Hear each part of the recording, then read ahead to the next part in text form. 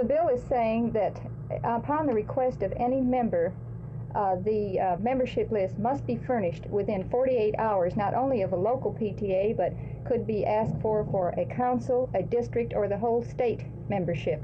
It also is requiring a filing of such a list in the county clerk's office, which would make it available to the public upon inspection at any time.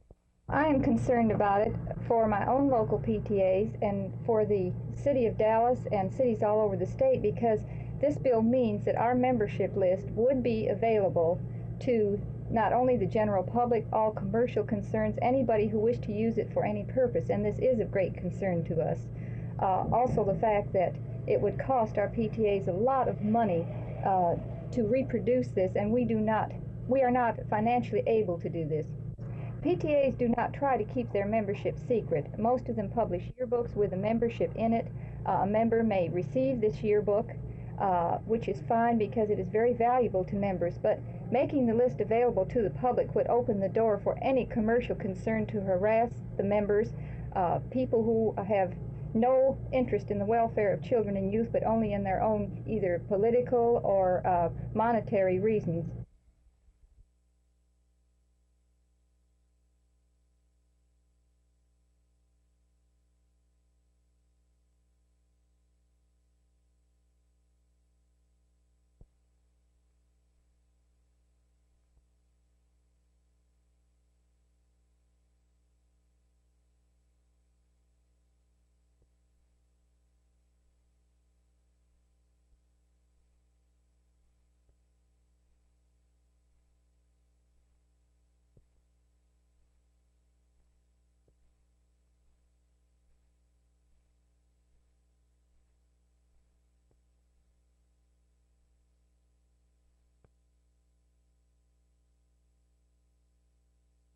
I think that the main argument is that we have is that there's no understanding of what is involved in creating a super university in Dallas.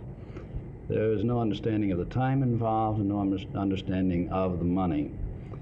For example, quoting from these two publications from the National Science Board, which is a part of the National Science Foundation, let me note this, that one of their early quotations is that the processes of assembling and improving the faculty, accumulating the resources of libraries and research facilities, developing standards and programs, and establishing a reputation for excellence among potential students and supporters of the institution can occupy decades. It may be legitimate to question whether the state of Texas produces sufficient PhDs. If the state does not, then it is obvious the quickest way to remedy the lack of productivity is to build on existing strength in both private and public institutions. Do you also maintain that the present institutions in the area can furnish the doctorates that the science and industry in the area needs? I think that the universities in the area are rapidly expanding, and so rapidly expanding that it is quite possible that they will supply this need.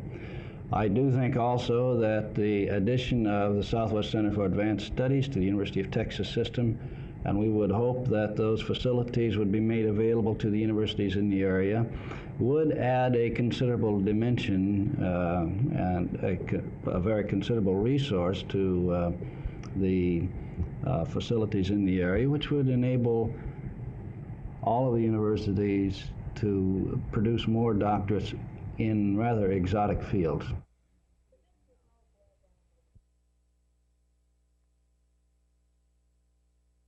It ought to serve, I think, as a model for other schools that if they don't want those kinds of disruptions on their campuses, then they have to come to terms. San Francisco State has done it after very long and very costly, not just financially, but physically very costly struggle. It could have been avoided from the first had they just said some of the demands which you presented are perfectly right and legitimate, and we agree to them.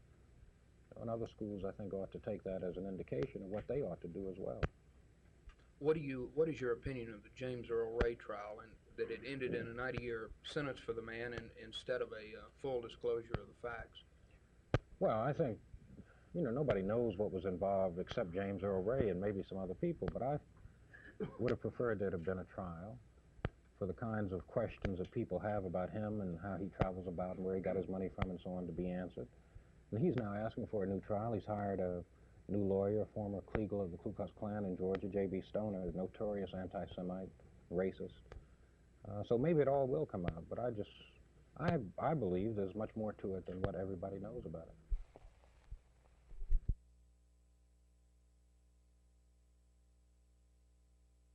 I am very concerned about the fact that Governor Smith has asked the Attorney General for an opinion on appointments that the Texas Senate has already confirmed. I feel that tradition, precedent, and law made Governor Conley's appointments to the University of Texas Board of Regents and to Texas A&M valid. The Attorney General has been asked to rule on this. I will certainly abide by the Attorney General's opinion. If he says that these appointments were invalid, then I will be happy to meet with Governor Smith and determine the proper vehicle to make these or new appointments valid. But at this time, I feel that these appointments are valid. The Texas Senate has confirmed these men. They have taken the oath of office, and they are serving on the Board of Directors and on the University of Texas Board of Regents. I doubt the political wisdom in asking for this opinion. And I hope that this one act does not create friction between the Texas Senate and the executive branch of office.